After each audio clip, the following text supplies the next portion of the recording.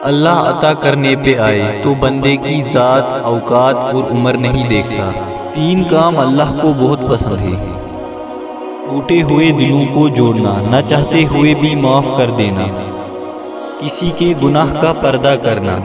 میں اللہ سے تمام گناہوں کی بخشش مانگتا ہوں جو میرا رب ہے اور اسی کی طرف رجوع کرتا ہوں۔ جنہیں یقین ہو مقدر لکھنے والے پہ، وہ انجام سے گھبرایا نہیں کرتے۔ باہمت لوگ کبھی ہارا نہیں کرتے، یا وہ جیت جاتے ہیں یا کچھ سیکھ جاتے ہیں۔ روزانہ اس دنیا سے لوگوں کا رخصت ہونا زندہ رہنے والوں کے لیے بہت بڑی نصیحت ہے۔ آنکھیں بند ہونے سے پہلے اگر کھل جائے تو زندگی سدھر جاتی ہے۔ جب لوگ راستے الگ کرنے کے فیصلے کر لیتے ہیں تو سب سے پہلے وہ رابطے کم کر دیتے ہیں۔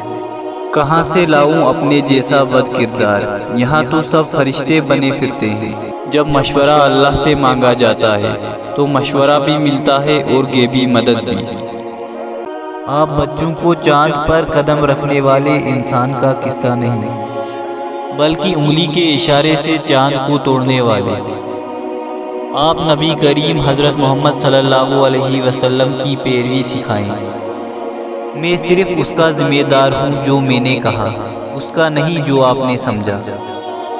جب کوئی دوست تمہیں اپنا راز بتائے تو سمجھ لینا کہ وہ اپنی عزت تمہیں امانت میں دے رہا ہے، اس میں خیانت مت کرنا۔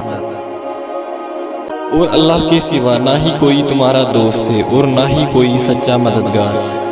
اللہ تم سے راضی ہے، اس کی سب سے بڑی نشانی یہ ہے کہ تمہارا دل نیک کاموں کی طرف مائل ہونا شروع ہو جاتا ہے۔